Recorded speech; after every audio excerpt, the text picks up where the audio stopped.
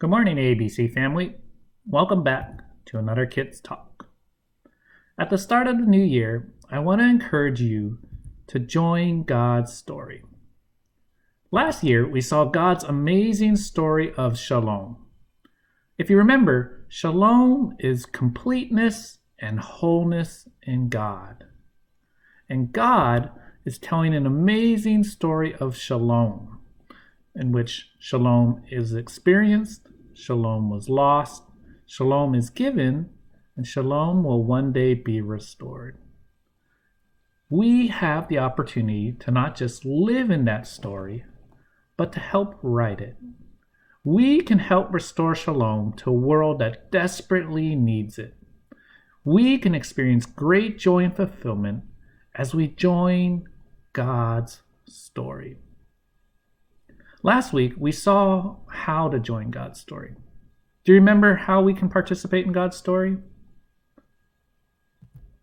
Disciple making. If you remember, disciple making is sharing Jesus so others can share Jesus. Sharing Jesus so others can share Jesus. At ABC, we want to make disciples to the fourth generation. Say your grandparents follow Jesus. That's one generation. Then your grandparents help your parents follow Jesus. That is a second generation.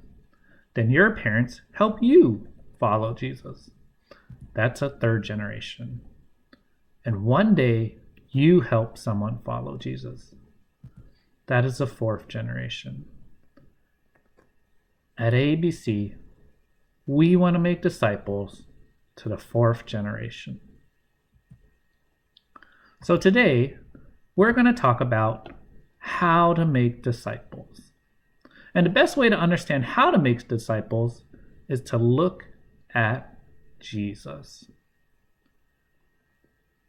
ABC family, do you remember what did Jesus do to make disciples? Jesus pursued intentional relationships. Intentional relationships.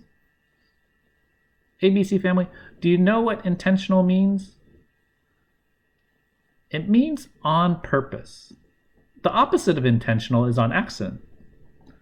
When I was a kid, sometimes I hurt my little sister.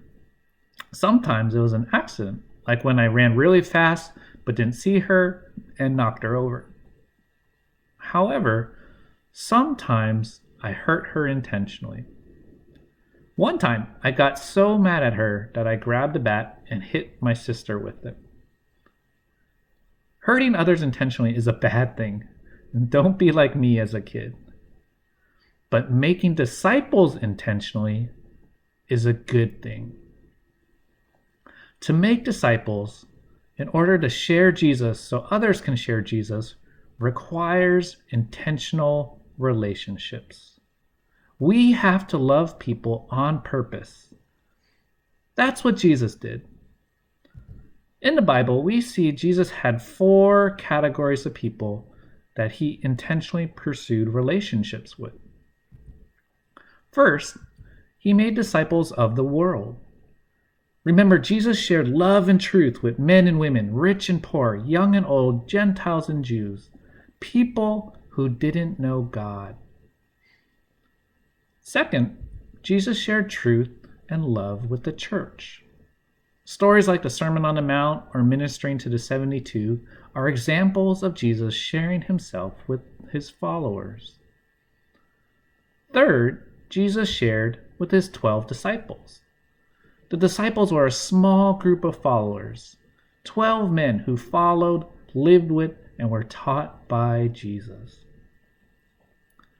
Finally, Jesus shared with his inner 3, Peter, James, and John.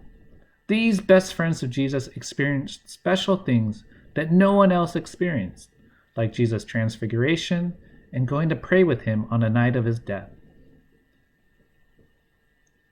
Jesus spent his time intentionally pursuing 4 different types of relationships.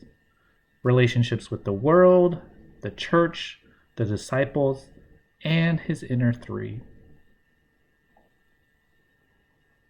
ABC family, we have the same opportunity. We have the opportunity to share Jesus so others can follow and share Jesus as well. And we need to do it intentionally in these 4 different types of relationships. So, how can we pursue intentional relationships?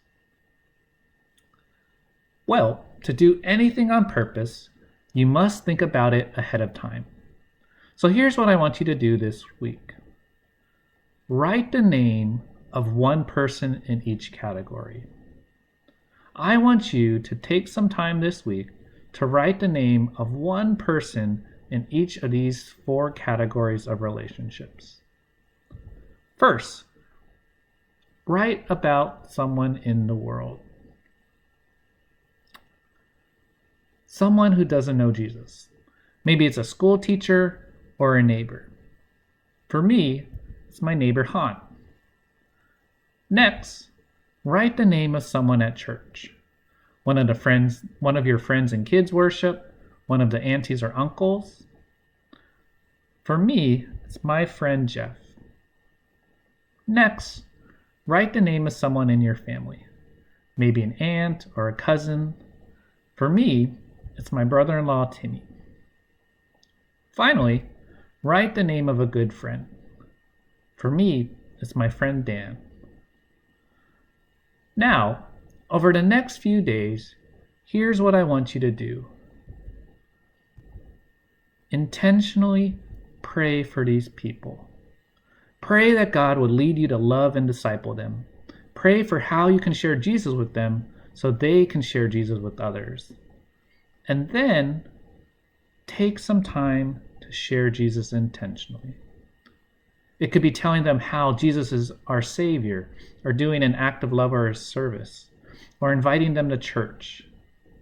Because to join God's story, what must we do?